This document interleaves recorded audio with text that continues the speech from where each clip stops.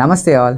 So I just came across an article on Google which mentions there are around 42 plus number of people in India who is suffering from some or other thyroid disorders.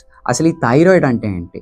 So thyroid is a gland in your neck region which releases a hormone that regulates your heart rate, your brain function, your metabolism, your digestion health and many other functions in your body.